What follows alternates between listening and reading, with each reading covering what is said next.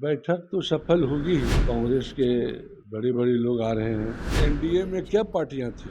कितने महीने का प्रधानमंत्री बना था? भूपेंद्र राव को तो जीरो पर आउट हो गए थे, खत्म था।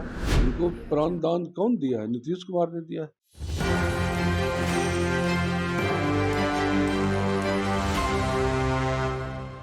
नमस्कार, मैं मनीष और आप देख रहे हैं एक न्यूज़ 24। हमारे साथ हैं जदयू के विधायक ललित नारायण मंडल जी। ललित नारायण जी, 23 तारीख को जो है विपक्षी दलों की बैठक होने वाली है।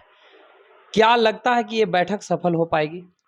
बैठक तो सफल होगी ही, इसलिए कि हमारे माननीय मुख्यमंत्री जी इस संदर्भ में बहुत मेहनत किए हैं और बैठक सफल होगी। कांग्रेस के बड़े बड़े लोग आ रहे हैं। 6 दल तो सुनते हैं आपको बिहार के ही हैं, और भी लोग आ गए। हमारे मुख्यमंत्री गए, फिर बाहर गए लोगों को आमंत्रण देने के लिए, इसलिए बैठक सफल होगी, इसमें दो राय नहीं है। ममता बनर्जी का बयान आया कि सीपीएम अगर शामिल होती है बैठक में तो मैं शामिल नहीं होंगी। ठीक है, तो क्या लगता है कि अगर सीपीएम को शामिल किया जाएगा तो ममता बनर्जी फिर नहीं आएंगी, तो फिर कैसे सफल हो पाएगा बैठक? तो एक दौर में अगर कुछ बात गड़बड़ होती है तो फिर दूसरी दौर की बात होगी। तुरंत अभी चुनाव नहीं है, हम लोग तुरंत माने चुनाव में नहीं जा रहे हैं। हम लोग चुनाव की तैयारी में हैं और चाहते हैं कि जो चुनाव हो 1 to 1 हो। इसीलिए इसके लिए समय लगेगा, मेहनत करना पड़ेगा। और सभी विपक्ष, ममता बनर्जी भी चाहती हैं कि भाजपा को किसी भी तरह से कांग्रेस से च्युत किया जाए, काहे कि उसके रहने रहने से किसी का भला नहीं है। सम्राट चौधरी का बयान था कि 18-19 पार्टियां गठबंधन में शामिल अगर होती हैं तो क्या प्रधानमंत्री 3-3 महीने के लिए बनेंगे सभी? एनडीए में क्या पार्टियां थी? तो क्या वो पार्टियां थी और क्या क्या महीने का प्रधानमंत्री बना था?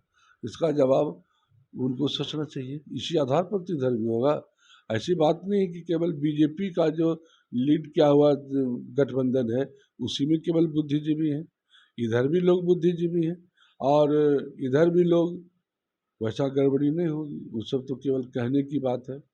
चुनाव 1 to 1 होगी और आप देखिएगा इसका रिजल्ट वही होगा जो हम लोग चाहते हैं। नीतीश कुमार जी एक तरफ जहां विपक्षी दलों का एकजुट करने में लगे हैं, वहीं उनके ही सहयोगी दल हों या उनके सहयोगी साथी हों, उनका साथ छोड़ रहे हैं। आरसीपी सिंह, उपेंद्र कुशवाहा और अब जीतन राम मांझी उनका साथ छोड़ चुके हैं। तो फिर कैसे विपक्ष को एकजुट कर पाएंगे ये? देखिए, हमारे नीतीश कुमार ने कहा था चुनाव के बाद, एमएलए चुनाव के बाद कुछ लोगों ने भाजपा के साथ मिल करके पार्टी को लॉस किया है, और वह उनका जो अनुमान था वो सब धीरे धीरे सामने में आ रहा है।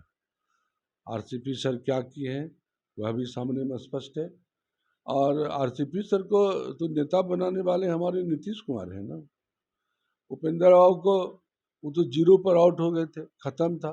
उनको प्राण दान कौन दिया है? नीतीश कुमार ने दिया है।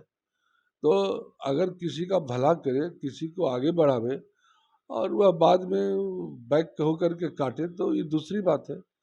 और कहने से क्या होगा? किसी कहने उन्हें से कुछ नहीं होता है। नीतीश कुमार जो सोच रहे हैं वह करेंगे और गठबंधन बहुत मजबूत होगा और इसका फल चुनाव में आपको सामने मारेगा। आखिरी सवाल मेरा आपसे, राजनीति से अलग हटके लोग अगर एक दूसरे पर आरोप प्रत्यारोप करते हैं तो भूल जाते हैं, मर्यादित भाषा का प्रयोग नहीं करते हैं। चाहे वो सम्राट चौधरी हो, उन्होंने चुल्लू भर पानी में डूब मरे जैसा बयान दिया, तो उधर नीतीश कुमार के ही लोग कुछ कहते हैं कि उनमें हैसियत नहीं थी जीतन राम मांझी में मुख्यमंत्री बनने का। तो इस तरह के बयान को आप किस रूप में देख रहे हैं? देखिए, जहाँ तक मेरी अपनी समझ है, मैं सबका सम्मान करता हूँ और हमारे स्टेटमेंट में राजनीति से बाहर की बात नहीं होगी।